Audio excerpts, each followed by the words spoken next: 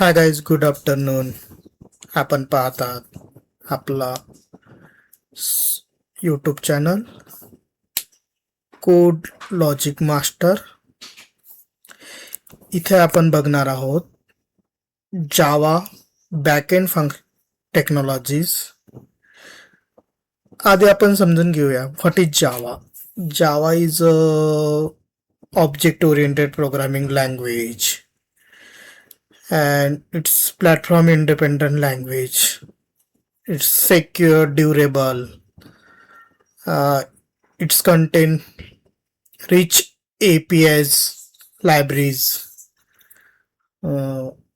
Basically Java हे programming language आहे. याच्यामध्ये आपण क्लास अँड ऑब्जेक्ट्स एव्हरीथिंग जे आहे ते आपण क्लास आणि ऑब्जेक्टच्या फॉर्मॅटमध्ये रिप्रेझेंट करतो. एक्झाम्पलसाठी जसं की क्लास एक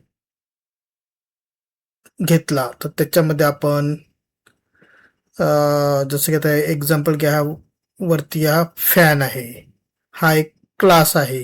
त्याच्यात आपण त्याचे व्हेरिएबल किती पाते आहेत वगैरे असं त्याचं आपण एक स्ट्रक्चर डिफाईन करतो. म्हणजे तो एक क्लास एक प्री डिफाईन डेटा टाईप आहे, मीन्स कस्टम डेटा टाईप आहे.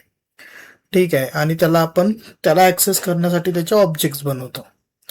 तर ही क्लास अँड ऑब्जेक्ट ओरिएंटेड जावा एक लँग्वेज आहे.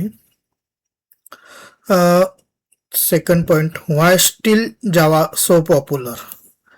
जावा आतापर्यंत काय एवढ्या लँग्वेज आहेत, जसं की पायथॉन आहे, गो आहे, तरी पण जावा का पॉप्युलर आहे? कारण की जावामध्ये मोस्ट ऑफ द कंपनी जावामध्येच प्रोजेक्ट करतात. कारण की जावाला थर्ड पार्टीज एपीआयचा तेवढा सपोर्ट आहे.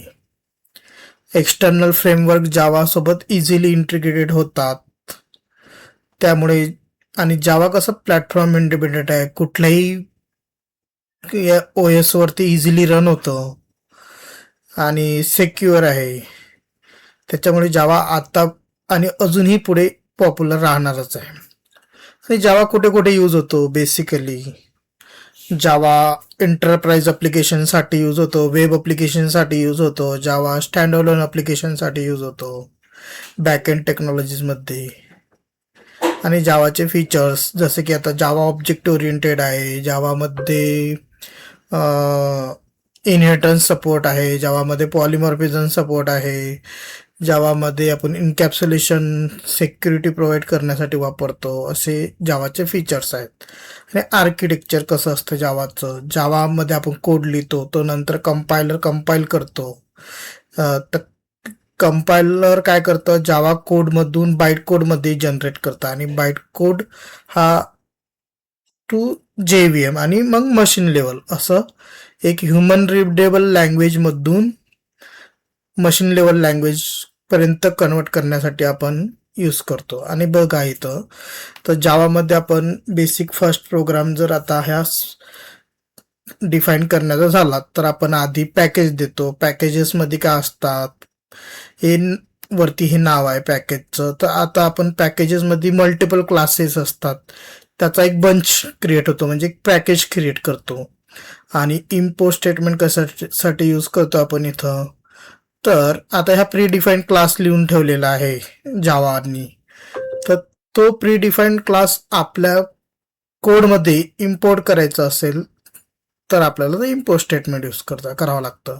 आणि पब्लिक स्टॅटिक व्हॉइड मेन, इथून आपण आपला जावाचा बेसिक प्रोग्राम रन करतो. कुठलाही एव्हरी प्रोग्राम हा जावाचा पब्लिक स्टॅटिक व्हॉइड मेन पासून रन होतो.